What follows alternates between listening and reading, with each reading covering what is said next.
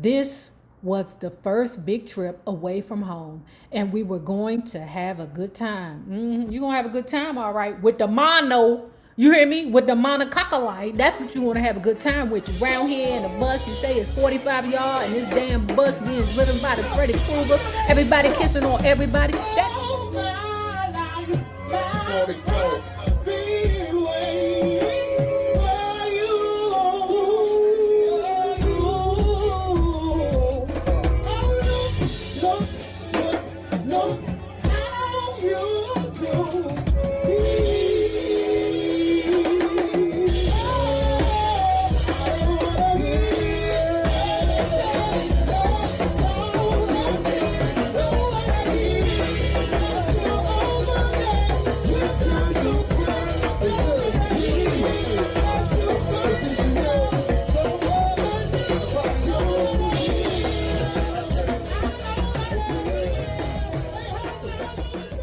Well, hello there, love bugs. Hello there, Bellas. If you have not already done so, please remember to like, share to Facebook, and subscribe because it is so important to our success here on the YouTube. Love bugs, as a minimum, I require 700 likes, just to give me the encouragement to keep moving forward, okay? Especially after this crazy DM that I got around there to the Patreon. I'll tell y'all about that later, right? And if you are not already a part of our Bella Book Club, please remember to hit the Patreon link below and or the join button here on the YouTube and be privy to all the shenanigans before the YouTube gets it, if the YouTube gets it. Now, let's talk about DreamGirl, My Life is a Supreme by Mary Wilson, part 15. So, love bugs, it's spring of 1962, okay? The girls, meaning Flo, Mary, and Diane, just made the decision that they're not going to replace Barbara, okay? Because remember, Barbara is pregnant. She had that baby in July of 1962, okay? And I know, Mary, Flo, and Diane, I told you that I would continue on with the group, but my bad. Okay, I decided that I want to be a full-time wife and a full-time mom to my family. I am choosing my family over the Supremes, the hitless Supremes. Our career seemed to have stalled. Not much was happening for us, so when one of the Marvelettes turned up pregnant that summer, Flo was asked to replace her for a tour. Sidebar. Was one of the Marvelettes pregnant by somebody in the Motown? Their steps were pretty simple, and their harmonies weren't all that complex, so it was easy for Flo. After all, compared to the Marvelettes, the Supremes were old pros, having been at it for over 3 years now. Their short tour followed the usual itinerary: Philadelphia, D.C., and some one-nighters scattered between. During this tour, Flo and Gladys Horton became closer than ever. Years later, Gladys told me about their talks. Gladys would explain to Flo why she felt that after living in a series of foster homes, Motown really was her home. Flo felt comfortable with Gladys and told her things she would never tell anyone else, including the traumatic experience that we talked about previously that happened to Flo that would change her mentality forever. Now, this is the funny part. While Flo is out on tour with the Marvelettes, soaking up all the applause, and, working on her craft, Diane and Mary is still on that bench in the lobby at the Motown or the Hitsville, USA. They stewing on the bench. Ain't nobody paying no attention to us. We ain't got no hits. They just took Flo from us. I know what we're going to do. We're going to run away. We'll show them, okay? Now, I don't really think that it's running away when people know where you are, but I felt that the girls felt neglected and they weren't getting enough attention. They felt that they were going to punish Motown by just disappearing. Girl. What they decided to do, the two girls, Diane and Mary, decided to go stay with Mary's cousin around there to the Chicago, okay? Chicago, right? Now, this was the situation. The girls were sleeping in the living room. right? And my thing is, Murray, goddamn, you could have said something, girl. I would have said something, right? So there's only one couch in the living room. Murray was in her feelings because she felt that Diane would take the couch every night. They've been there for damn near a month. And Murray been sleeping on the floor in her cousin's house for a month. And she felt like Diane should have at least said, I've been here a month and I've been sleeping on the couch, every day. And you've been sleeping on the floor. Would you like to sleep on the couch? Girl, that's not how Aries work. That's not how they work. Okay, if you won't get your dumb ass on the floor every night, then stay your dumb ass on the floor. Diane ain't gonna offer shit to you, okay? If she sees something she wants, she gonna take it. She took that couch, okay? You sleep on the floor, right? But anyway, eventually Diane went home, right? Mary stayed for another 2 weeks and then returned back home. But let me not forget to tell y'all that while they was there, they was having them old good kiki time while they was there, child. Our parents knew where we were going, so we weren't exactly running away from home. But we were running away from Motown and everything else. We were young ladies now, fresh out of school and ready for life. Besides, we needed to get away. We knew where we should stay and set to have a good time. We loved Chicago nightlife, and we even started dating a couple of the Dales. How many did you date? Because we know that the Supremes will date more than one nigga in a group. Look, I know I'm in a different angle. I'm trying to hurry up and get this video done, and the computer is going dead, so I gotta tape it at a different angle so we can get this thing done. In the fall of 1962, Motown began sending its artists out on extended tours across the country. Touring the South in those days, we learned more about people and the world than most of our parents ever wanted to know. For many of us, being in the South allowed us to experience firsthand the hatred and bigotry that had driven many of our parents north years before. At the same time, these tours were the most exciting thing ever. Not only did we have lots of fun, but we established friendships. I bet you did. And somebody came off that bus pregnant. That summer, Esther Edwards, that's Berry Gordy's sister, and Beans Bowles organized a tour that would last from mid-October to Christmas 1962 and include the Regal in Chicago, the Howard in Washington, D.C., and the famed Apollo in New York. These theaters were part of the Chitlin circuit, a loosely organized group of venues that catered to the Black audience in major cities. In those days, every Black performer dreamed of playing the Apollo, and we were no exception. Now, like I said, I told y'all, I'm sure that some of them hussies came off the bus pregnant, okay? Despite them having chaperones, okay, they still found a way to get down. The girls had different chaperones, okay? They said Berry Gordy's sister, Esther Edwards, was a bitch. She wouldn't let nobody get no pickle, okay? But Diane Ross's mother, I forget her mother's name, she was more understanding.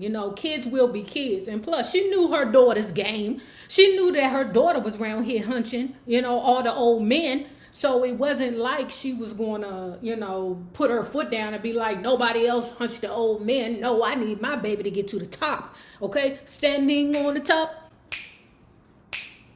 Top on the top, getting down. Yeah. According to the Murray, every time one of the chaperones got a chance to, they told the girls, keep your legs closed. Don't mess with them. Keep your legs closed. Why the hell the female always got to be responsible for these dumbass niggas? Why we got to be the one to say no? Why them niggas don't know how to control themselves? The tour lineup consisted of the Contours, the Temps, the Marvelettes, the Velvets. They were known for their song, Needle in a Haystack, and he really was saying something. Stevie Wonder, Marvin Gaye, Mary Wells, The Miracles, and the Supremes. Thrown in for good measure was Singing Sammy Ward, a blues singer and a comic. Choker Campbell organized the band with all first-rate Detroit musicians who had been working sessions and club dates. Now, this is an interesting point. Murray Wilson said that the musicians did not sign agreements, but they never complained about their pay, ever. So whatever it was that was going on between Barry and the musicians, now we read a while back that he wasn't paying them people but $5 per session. Okay. But according to the Mary's saying that the musicians never complained about their money. And I'm saying to myself, well, what was he paying them in, hoes? It was quite a mix of people on their first tour. Proper, refined chaperones, young, eager kids, the old showbiz pros like the musicians who couldn't be frazzled by anything. We would all be living together in close quarters for up to 4 months. 45 of us squeezed into that rattling old bus while others traveled in 3 cars and a couple of station wagons. Okay. Murray Wilson said when she looked at it back then, she'd be like, I shouldn't have never got on that damn death trap. I shouldn't have never got on that bus driven by Freddy the Krueger. Okay. But she said when you're young and eager and excited, you don't even look at the fact that you may die on a bus. The fellows promised to behave if the girls wouldn't bother them. And then Barry said to the girls, I want you girls to leave the fellas on the trip alone, especially the contours. They're nothing but trouble. Just leave them alone. Why, Barry the Gordy? Why? No. Leave the Supremes alone. Because there's one in there. I don't want you to touch. Smokey the Robinson already had her. I want her now to myself. That is crazy to me. So this, do you know what this tells me? This tells me that just because you for the streets, as the young people say, don't mean that you can't find love. Okay, Barry the Gordy was in love with the Diane. Okay, he worshipped her. He chased her around the world. Okay, when Diane was doing Lady Sing the Blues, Billy D. Williams said he felt so uncomfortable during the love scenes because Barry Gordy would stare a hole through his neck. So maybe if you for the streets, it ain't a bad thing. Despite Barry's last-minute admonishments, people were pairing off before we crossed the Michigan state line. Bobby Rogers of the Miracles and Wanda Young of the Marvelettes, Gladys Horton and Hubert Johnson of the Contours. Gladys, didn't Barry the Gordy tell you to stay the fuck away from the Contours? But I digress. Off the bus, I saw Diane eyeing Smokey. Eddie Kendricks was my choice, and I took every opportunity to be alone with him. Frankly, Barry could have saved his breath. We were too young and too excited to care about consequences.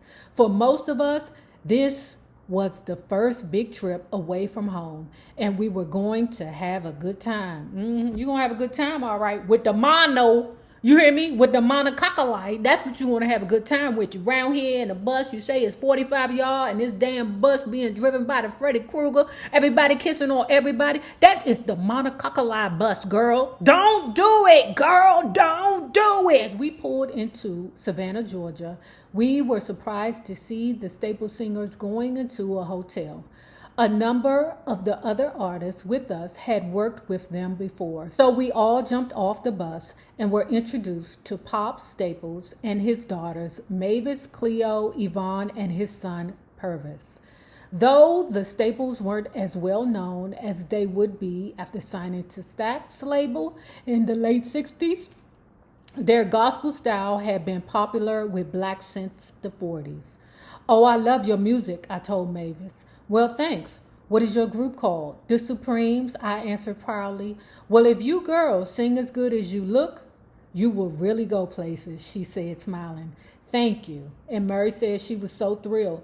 Well, I'm glad you said, because I would have kissed Mavis Staples in the mouth. Let me tell you something, Mavis Staples. Let me tell you something, Mavis. If I see your old ass around here in Atlanta, lady, I'm going to steal you. I'm going to take you from whoever you with, kiss you in the mouth, ask you, do you need somebody to, help you, push you around, get your, comfy shoes.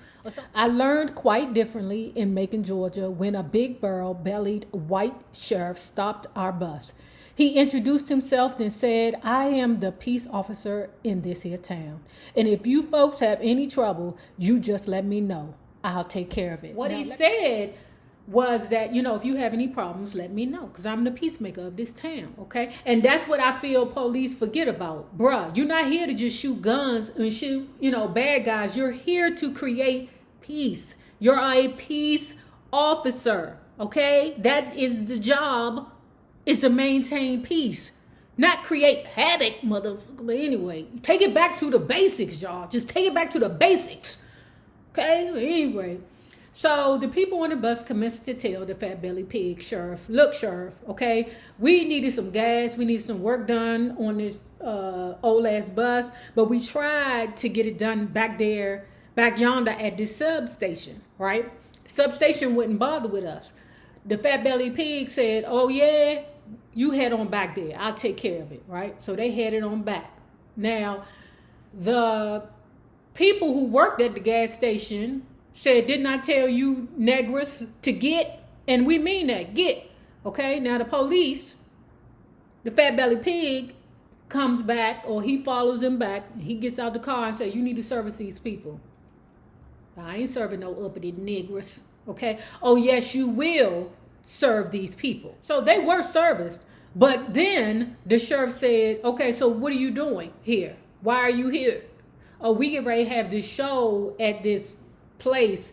Now, the sheriff let them know, look, I don't like the facts that they trying to integrate blacks and white. I'm not here for that, right? But so that there won't be no problem, you settle down, you let people, get used to the fact that blacks and whites are partying together, and you just keep a low profile. At first, we were shocked, but we were impressed that he put the law before his own personal prejudices and not the other way around, as so many other people did, okay? Because that's the situation, what goes wrong now. You are a peace officer first, not a bigot, okay? You need to figure out what you are first, okay? Because when you take that badge and that gun from the government, you belong to the city. And as you belong to the city, the county, or the state, whatever jurisdiction you work for, you belong to the constituents, okay, of that city, county, or state, whatever jurisdiction you in. You're there to make sure that those citizens are protected, no matter what color they are. In Birmingham, Alabama, we were scheduled to perform at a ballpark. Now, while they at the ballpark, there's no separation between the whites and the black. Mary Wilson said, in fact, it was more integrated couples than they have ever seen in their life, okay? But that doesn't mean that it's still not, Negros haters there, okay? We were pleased that the shows were a success and the crowd begged for encores. But it had been a long, tense day and we had to go. We were slowly boarding the bus when we heard several sharp, loud cracks. So Choker hollered out, oh shit, them's bullets, they shooting at us. So they all started heading for the bus, okay? The bus with Freddy Krueger as the driver, okay? He's in charge of the girls. They running towards the bus. Mary Wells fell down, lifting her leg to get on the bus. The people are behind her piling up, okay? Get up, girl, get up, girl, get up. She's like, no, I'm not moving. Bitch, you better get up, goddammit, before all these black people die. So Mary Wilson and everybody else is hollering, get up, get up, get up. What are you trying to do? Get up, get up. Mary Wells is saying, I'm not moving. I ain't going nowhere. Well, bitch, you want us all to die? You want us to die? They said they wanted to pull her ass and throw her out, but she was just too heavy. They could not move her. I'm saying to myself, how big was Mary Wells that you couldn't move her? I mean, it's about 100 men on the damn bus. Why y'all couldn't move her out the way, or at least stepped on her ass? Fuck Mary Wells. Step on her ass and get past her. Girl, I'd have been kicking her on her finger. Get up. They said she finally moved, right? And they got on the bus, all right? Everybody on the bus. Freddy Krueger put his foot on the gas and got the hell out of there. When they felt that they was far enough away from the event that they just played, they got out the bus. Sure enough, it was bullets. them white folks were trying to kill them people. So now they at a hotel experiencing more bigotry, okay? But money is green, no matter who hand it comes from, okay? So they at this motel, right? These people say to them, look, I wouldn't have you uppity negroes here in my facility, but I'm broke. I ain't got no money. So that's the reason why y'all can stay here tonight. Okay. Now they don't know. Okay. Should we be grateful or how should this be going on? I don't understand. Girl, I don't know what you should be. Right. Just seize the day. That's all I can say. Cause you just have been through a lot. This tour is a lot. It's Mon0nucleosis on the bus. The bus is being driven by the Freddy Krueger. Okay. They just tried to kill you around there to the ballpark. For nothing, okay? Now you at this motel with this dude who just told you, okay, that I wouldn't let you in the bus or I wouldn't let you in the hotel, but I don't have no choice because I ain't got no, people in here and I need the money. Having a hotel room was a much needed thing because you got people, 45 people on the bus, everybody stinking, sweaty, disgusting. You know what I'm saying? And sleeping on a bed laying flat meant the world to them because they're sitting upright on a bus the entire time trying to sleep. And Freddy Krueger is driving the goddamn bus. Now, here we go. We at the hotel, right? A motel, right? Another part. These people settled in the motel. They like, oh, yes. Yes, okay? We could be comfortable here, right? They put their little swimsuits on, their little get up, their little shower caps, whatever it is they wear. Okay? And they commenced to getting in the pool, all right? White people's like, oh, wait, I can't share the pool with these niggas. I can't do that. So they commenced to hopping out, okay? Now, this is Mary's depiction of the day. Okay. Oh no, I can't be in here with all these niggers. So the white people getting out because now the pool water is tarnished with negro juice. Now in Mary Wilson's mind, when they figured out that we weren't trying to cause no trouble, they got back in. Okay. So now everybody's frolicking, not with each other, but the white people looking at them. Okay, don't get too close. Then Mary Wilson noticed that they started getting back out again. I said, what the fuck is wrong with these people? What is wrong with these people that they don't, what is wrong? Don't they know they got the Supremes in the damn tub with them? Don't they know they got the Contours and the Temptations? Oh yeah, the Temptations is on the tour too. I forgot to tell you that. Okay, wait a minute. Did I say the Temptations? Anyway, so then this is when Mary realized, wait a minute, they're playing such and such song here. The people were getting out the second time so they can get autograph paper because back then, listen, the only thing that you could do to get proof that you saw a celebrity was to get their signature. That's all you could do then. We didn't have camera phones where you see a celebrity, you jump on their back, and then you see a stranger, you be like, here, take a picture.